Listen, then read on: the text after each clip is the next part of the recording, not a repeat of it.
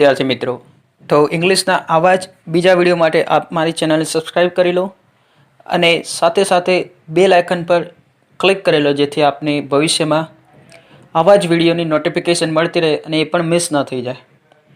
તો આજનો ટોપિક છે સિમ્પલ પ્રેઝન્ટ ટેન્સ, મીન્સ સાદો વર્તમાનકાળ. પરંતુ એ પહેલાં આપણે એ જાણીશું કે ઇંગ્લિશમાં ટોટલ કેટલા કાળ છે, તેના કયા કયા સબટાઇપ્સ એટલે કે પેટા પ્રકારો પડે છે. તો સૌ પ્રથમ આપણે એ જાણીશું કે ઇંગ્લિશમાં ટોટલ 3 કાળ છે.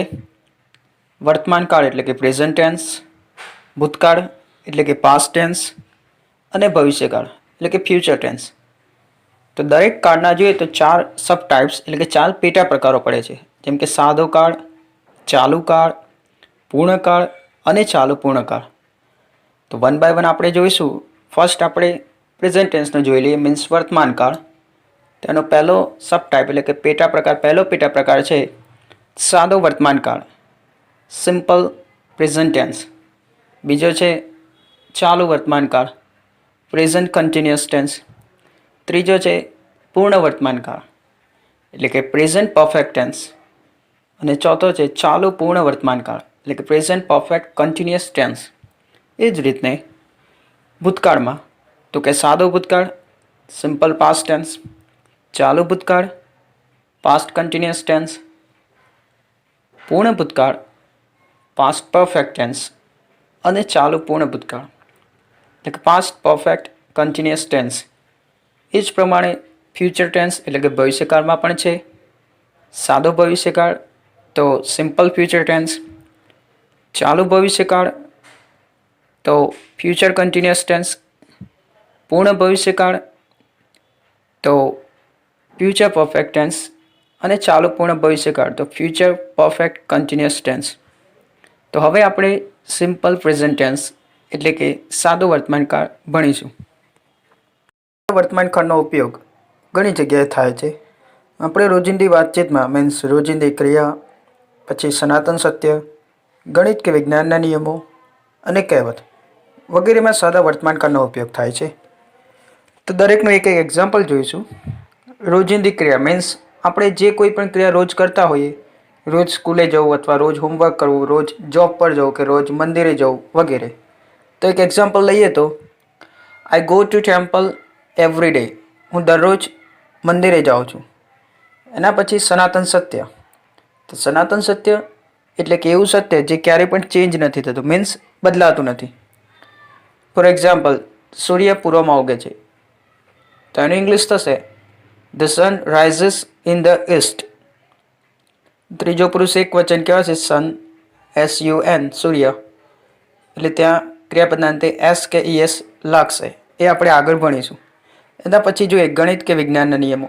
તો 2 and 2 make 4, મીન્સ 2 અને 2 4 થાય, ગણિતનો નિયમ છે. એના પછી કહેવત. તો કહેવત માટે છે empty vessel makes most sound, means ખાલી ચણો વાગે ગણો. એટલે કે વાસણ જો ખાલી હોય તો વધારે અવાજ કરે અથવા તો વધારે ખખડે છે. તો આ પ્રમાણે સાદા વર્તમાનકાળના ઉપયોગ થઈ શકે. એના પછી કોઈ પણ કાળનો ઉપયોગ ક્યારે કરવો એ આપણને ખ્યાલ આવી ગયો. એના પછી સેન્ટેન્સ મીન્સ વાક્ય કઈ રીતના બનાવવું એ આપણે સ્ટ્રક્ચર એટલે કે વાક્ય રચના પરથી ખ્યાલ આવી શકે. તો સાદા વર્તમાનકાળની હકારની વાક્ય રચના જોઈએ. પહેલાં subject plus V1 plus object plus other words, positive means હકાર. તો અહીંયા સબ્જેક્ટ એટલે કર્તા, V1 એટલે મૂળ ક્રિયાપદ મીન્સ ક્રિયાપદનું પહેલું રૂપ, બીજું રૂપ ભૂતકાળ, ત્રીજું રૂપ ભૂતકૃદન, V1, V2, V3 એ રીતના. ઓબ્જેક્ટ એટલે કે કર્મ અને અધર વર્ડ્સ એટલે કે અન્ય શબ્દો. તો ગુજરાતીમાં કહીએ તો કર્તા પ્લસ ક્રિયાપદ પ્લસ કર્મ પ્લસ અન્ય શબ્દો, હકારની વાક્ય રચના. એના પછી નકારની જોઈએ તો subject plus do does plus not plus V1 plus object plus other words, negative એટલે કે નકાર. તો ગુજરાતીમાં જોઈએ તો કર્તા plus do does plus not plus V1 એટલે કે મેઇન ક્રિયાપદ, મૂળ ક્રિયાપદ, પ્લસ કર્મ પ્લસ અન્ય શબ્દો. એ જ રીતના ઇન્ટ્રોગેટિવ એટલે કે પ્રશ્નાર્થનું સ્ટ્રક્ચર જોઈએ તો શરૂઆતમાં do does plus subject plus V1 plus object plus other words. ગુજરાતીમાં જોઈએ તો ડુ ડસ પ્લસ કર્તા પ્લસ મૂળ ક્રિયાપદ પ્લસ કર્મ પ્લસ અન્ય શબ્દો, લાસ્ટમાં ક્વેશ્ચન માર્ક. આગળ પણ ક્વેશ્ચન માર્ક લગાવવાનું ભૂલી ગયો એટલે ક્વેશ્ચન માર્ક આવશે જ લાસ્ટમાં, ઇન્ટ્રોગેટિવ હશે ત્યારે. જોઈ શકો છો સ્ક્રીન પર. તો એક એક્ઝામ્પલ લઈ લઈએ તો દે પ્લે ક્રિકેટ ડેઇલી. એનું નેગેટિવ બનશે they do not play cricket daily. Interrogative બનાવે તો do they play cricket daily. તો અહીંયા am is are, have has અને ડુ ડસ એ બધા ટુ બીના રૂપ યુઝ થશે. પણ ક્યારે થશે? તો જ્યારે ડુ ડઝનો ઉપયોગ થયો હોય ત્યારે એમ ઇઝ આર અથવા હેવ એઝનો ઉપયોગ કરવાનો રહેશે નહીં, નકાર કે પ્રશ્નાર્થ બનાવતી વખતે. પણ જો હકાર વાક્યમાં એમ ઇઝ આર કે હેવ એઝનો ઉપયોગ થયો છે તો નકાર બનાવતી વખતે ત્યાં ડુ ડઝ ક્યારેય આવશે નહીં. વાક્યમાં એમ ઇઝ આર હોય તો એમ ઇઝ આર મૂકી દેવાનું, મીન્સ ગમે તે એક જે આપેલું હોય, અને ડુ ડઝ હોય તો ડુ ડઝ જે પ્રમાણે કરતા હોય. કરતા તો મેઇન જોવાના જ રહેશે, એમ ઇઝ આર, ડુ ડઝ કે હેવ એઝ દરેકમાં. હવે આગળ જોઈએ તો એ તો ખ્યાલ આવી ગયો કે કોઈ પણ કાળ હોય તેનો ઉપયોગ ક્યારે કરવો, પછી એનું વાક્ય કઈ રીતના બનાવવું. પરંતુ જો બધા વાક્યો મિક્સ હોય તો એ ખ્યાલ કઈ રીતના આવી શકે કે આ વાક્ય કયા કાળનું છે? તો એના માટે કેટલાક ઓળખ દર્શક શબ્દો આપેલા છે, જેને ઇંગ્લિશમાં કીવર્ડ્સ પણ કહેવાય છે. તેવા જ શબ્દો જોઈએ. ઓલવેઝ મીન્સ હંમેશા, નેવર ક્યારેય નહીં, ડેઇલી દરરોજ, એવરી મંડે દર સોમવાર, અથવા એવરી મંથ દર મહિને, અથવા એવરી યર દર વર્ષે, સમટાઇમ્સ એટલે ઘણી વખત, એવરી ડે એટલે દરરોજ, ઓફન એટલે કોઈક વખત. ત્યાં ટી સાયલન્ટ છે, મીન્સ ટીનો ઉચ્ચાર નહીં થાય, ઓફન એટલું જ બોલાશે. તો એ દરેકના એક એક એક્ઝામ્પલ પણ જોઈ લઈએ. I always go to school, હું દરરોજ સ્કૂલે જાઉં છું. નેવર મીન્સ કદી નહીં. I never avoid the problems, તો હું ક્યારેય પ્રોબ્લેમ્સને અવોઇડ કરતો નથી, મીન્સ ફેસ કરું છું ડિફિકલ્ટીને. ડેઇલી ફેસ મીન્સ ચહેરો અથવા તો ફેસ એટલે સામનો કરો, તો અહીંયા સામના કરવાના અર્થમાં છે. ડેઇલી મીન્સ દરરોજ. They come to my home daily, તેઓ મારા ઘરે દરરોજ આવે છે. Every Monday my friend writes a book. Every Monday અથવા એવરી મંથ કે એવરી યર કોઈ પણ યુઝ કરી શકાય. એના પછી sometimes. Sometimes many people make this mistake, ઘણી વખત ઘણા લોકો આ મિસ્ટેક કરે છે. એવરી ડે, તો એવરી ડે સ્ટાર્ટિંગમાં અથવા તો એન્ડમાં પણ લગાવી શકાય. ધારો કે every day I do my homework અથવા તો I do my homework every day. એના પછી ઓપન એટલે કોઈક વખત. I often miss the bus, means હું કોઈક વખત જ બસ ચૂકી જાઉં છું. તો આ ખ્યાલ આવી ગયો કીવર્ડ્સ એટલે કે ઓળખ દર્શક શબ્દો. હવે આપણે જે એક્ઝામ્પલ જોયેલું આગળ સનાતન સત્યમાં, જે સાદા વર્તમાનકાળના ઉપયોગમાં હતું કે the sun rises in the east, ત્યાં rises RISES, spelling main spelling થાય છે RISE, રાઇઝ મૂળ ક્રિયાપદ, પણ એસ લાગ્યો લાસ્ટમાં કારણ કે ત્રીજો પુરુષ એક વચન હતો સન, સૂર્ય. તો હવે આપણને ખ્યાલ આવશે કે કેમ ત્યાં એસ લાગ્યો એન્ડમાં, કારણ કે ત્યાં ત્રીજો પુરુષ એક વચન હતું. હવે ત્રીજો પુરુષ એક વચન શું કહેવાય? તો આપણે ભેગા થઈને કોઈ એક વ્યક્તિ, વસ્તુ, કોઈ એક પશુ કે પક્ષીની વાત કરતા હોઈએ એ દરેક ત્રીજો પુરુષ એક વચન કહેવાશે. જો આપણે બધા ભેગા થઈને એકથી વધારે વ્યક્તિઓ, વસ્તુઓ, પશુઓ કે પક્ષીઓની વાત કરતા હોય તો એ ત્રીજો પુરુષ બહુવચન થશે. પરંતુ આપણે બધા કોઈ એકની જ વાત કરતા હોઈશું તો એ ત્રીજો પુરુષ એક વચન. ધારો કે હી, સી, ઇટ, અથવા કોઈ પણ છોકરાનું નામ રોહન, કોઈ છોકરીનું નામ રીટા, અથવા કોઈ પણ પશુ પક્ષી સ્પેરો મીન્સ ચકલી, ટાઈગર, વાઘ, તે દરેક ત્રીજો પુરુષ એકવચન કહેવાશે.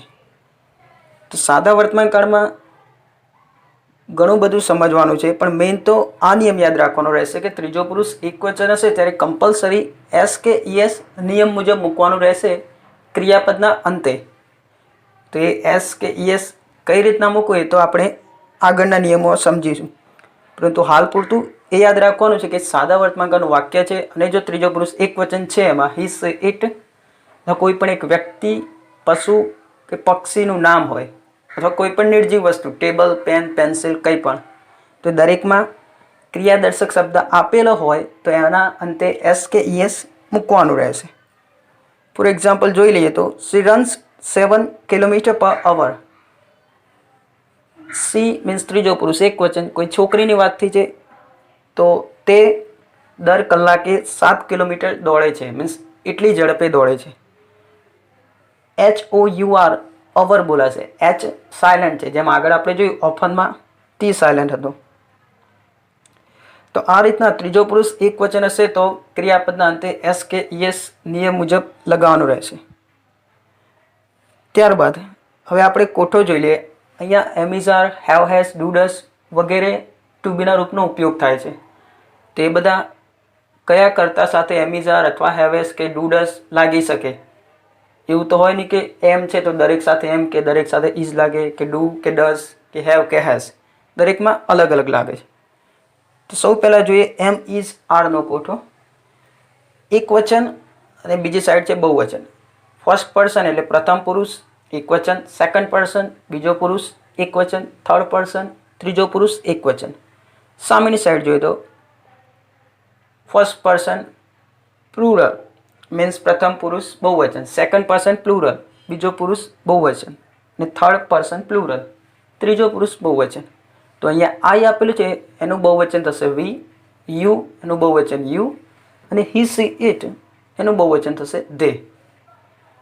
હવે આઈની સાથે એમ યુઝ થાય, વીની સાથે આર, યુની સાથે આર યુઝ થશે ભલે બીજો પુરુષ એકવચન હોય કે બીજો પુરુષ બહુવચન.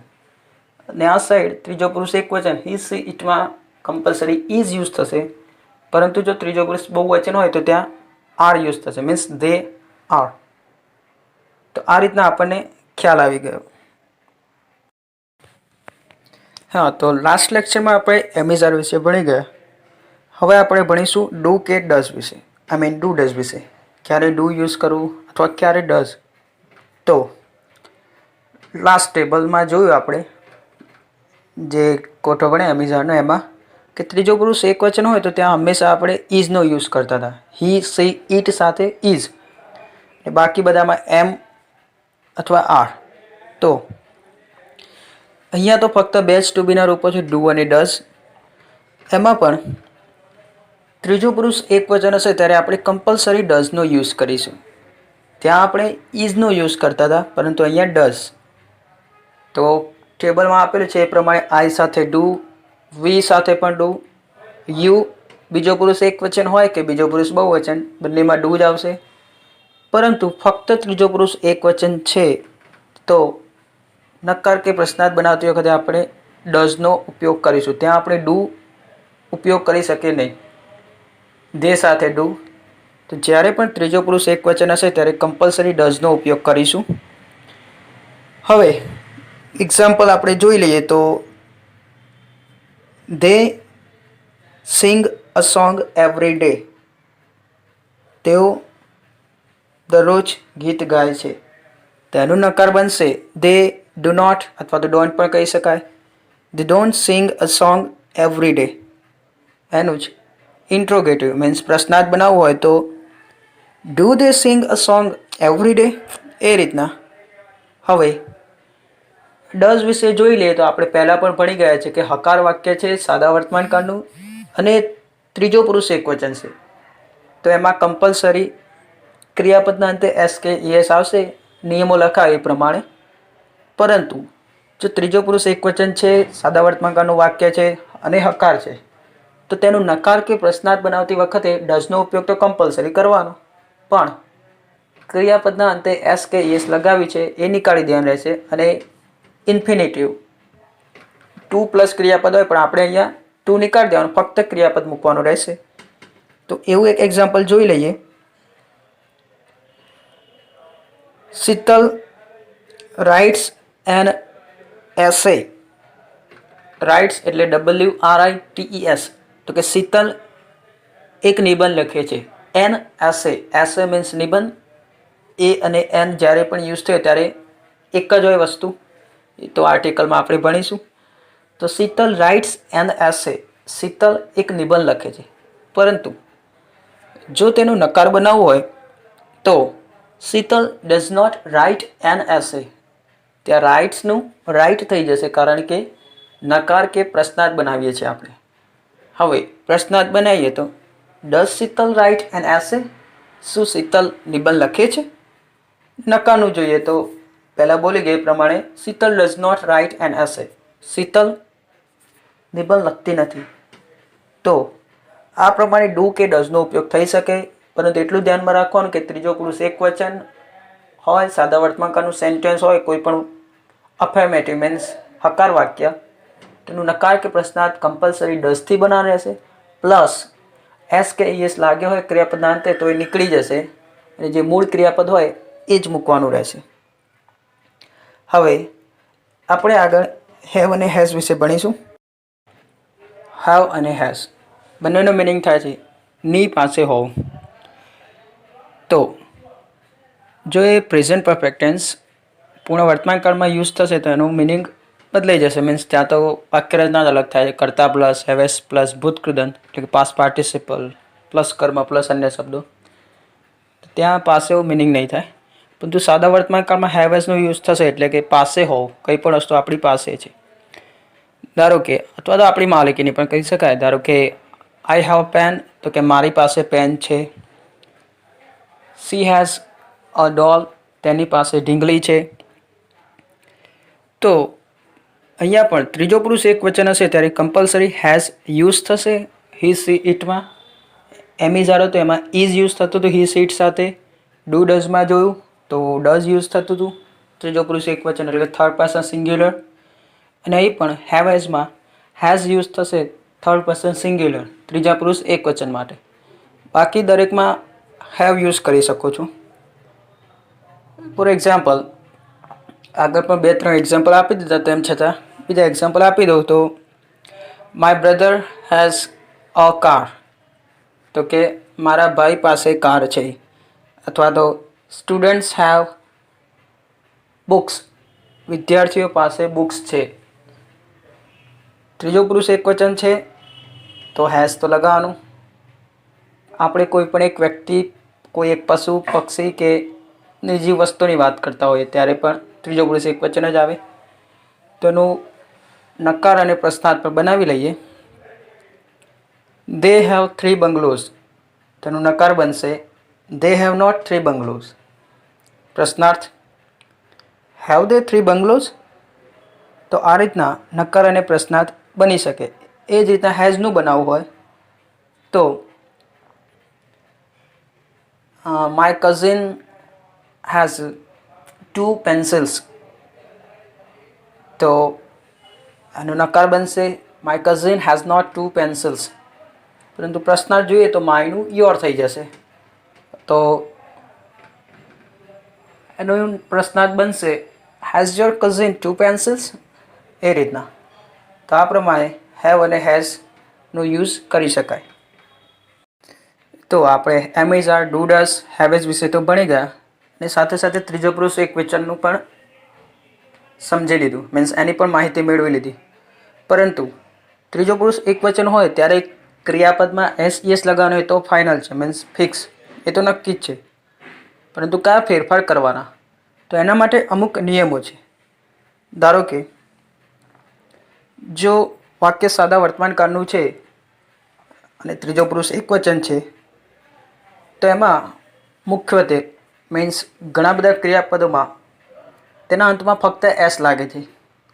મીન્સ ઘણા ક્રિયાપદોમાં ફોર એક્ઝામ્પલ મેકનું મેક્સ, ગીવનું ગીવ્સ, ટેકનું ટેક્સ. તો મેક માટેનું એક્ઝામ્પલ જોઈ લઈએ તો સી મેક્સ પેપર બોટ. તો તે કાગળની હોડી બનાવી રહી છે, બનાવે છે, નોટ બનાવી રહી છે. તો આ પ્રમાણે વધારે પડતા ક્રિયાપદોમાં તો ફક્ત એસ લાગે છે અંતમાં, બીજો કોઈ ફેરફાર નથી થતો.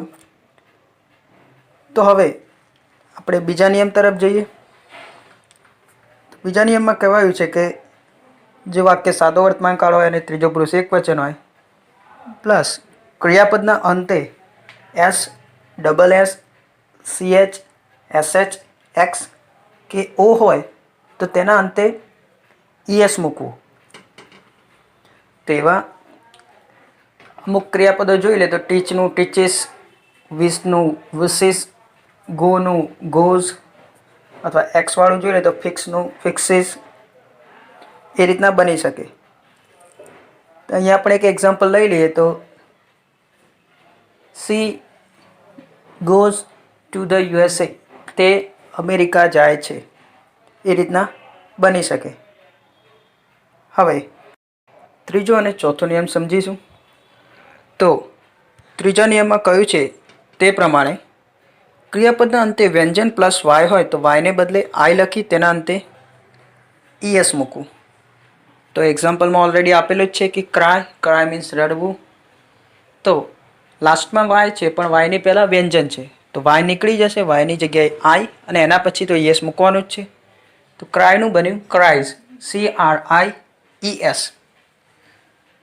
તો એની એક્ઝામ્પલ જોઈ લઈએ તો અ બેબી ક્રાઇઝ અ લોટ. એક નાના બાળકની વાત છે તો કે નાનું બાળક ખૂબ રડે છે. એના પછી ફોર્થ એટલે કે ચોથા નિયમની વાત કરીએ તો ક્રિયાપદના અંતે સ્વર પ્લસ વાય હોય તો તેના અંતે ફક્ત એસ મૂકવું. એમાં પણ એક્ઝામ્પલ આપેલું છે કે પ્લે મીન્સ રમવું, PLAY. તો પ્લેનું બન્યું પ્લેઝ. એક્ઝામ્પલ જોઈ લઈએ. હી પ્લેઝ ક્રિકેટ ટુડે. તે આજે ક્રિકેટ રમે છે. આ જે નિયમો છે એ ક્રિયાપદના અંતે એસ કે ES કઈ રીતે લગાવવું તેના માટે છે. એટલે કે ત્રીજા પુરુષ એકવચનમાં જ આવશે. એ તો એટલા માટે અહીંયા જે એક્ઝામ્પલ બને એ દરેક ત્રીજા પુરુષ એકવચના જ બનેલા. તો સાદા વર્તમાન કાળમાં એમિઝાર, ડુડાસ, હેવ હેઝ ક્યારે લગાવવું એ તો યાદ રાખવાનું છે જ. એના સિવાય મેઇન આ પણ છે કે ત્રીજો પુરુષ એકવચન, કારણ કે જ્યારે પણ ત્રીજો પુરુષ એકવચન હશે અને અફર્મેટિવ મીન્સ હકાર વાક્ય હશે, અફર્મેટિવ સેન્ટેન્સ એટલે કે હકાર વાક્ય, તો એસ કે યસ કમ્પલસરી લગાવવાનું રહેશે ક્રિયાપદના અંતમાં. અને એ પણ આ નિયમ યાદ રાખશો તો ખ્યાલ આવશે કે ક્યારે ES લગાવો, ક્યારે S લગાવો, ક્યારે IES લગાવો. એ પ્રમાણે તો આપણે અત્યાર સુધી એમિઝા, ડુડાસ, હેવેસ, ત્રીજો પુરુષ એકવચન વગેરે શીખી ગયા. અને હવે આપણે અફર્મેટિવ મીન્સ હકાર, નેગેટિવ એટલે કે નકાર, ને ઇન્ટ્રોગેટિવ એટલે કે પ્રશ્નાર્થ, 3 પ્રકારના વાક્ય પણ શીખી લઈશું. એમ તો સ્ટ્રક્ચર એટલે કે વાક્ય રચના લખાય છે એ પ્રમાણે બની શકે, તેમ છતાં વધારે એક્ઝામ્પલ છે. તો દરેકનું હકાર, નકાર અને પ્રશ્નાર્થ બનાવેલું છે. First, he is a boy. તો નકાર, ઇઝ નોટ અ બોય. પ્રશ્નાર્થ, ઇઝ હી અ બોય. એ જ રીતના સેકન્ડ, અફર્મેટિવ એટલે કે હકાર, I am a student. Negative, I am not a student. Interrogative, are you a student. જ્યારે પણ વાક્યમાં આઈ હોય તેનો ક્વેશ્ચન કરે ત્યારે યુ બની જશે. ને જો વાક્યમાં યુ આપ્યું હોય તો એનો આન્સર આપીશું, મીન્સ ક્વેશ્ચન યુથી પૂછ્યો હોય અને એનો આન્સર આપીશું તો ત્યારે આ યુઝ થશે. એના પછી third sentence, affirmative, they are doctors. તેનું નેગેટિવ બનશે they are not doctors. Interrogative, are they doctors. એના પછી fourth number, he has a bat. તો એનું નેગેટિવ બનશે he has not a bat. Interrogative, has he a Bet.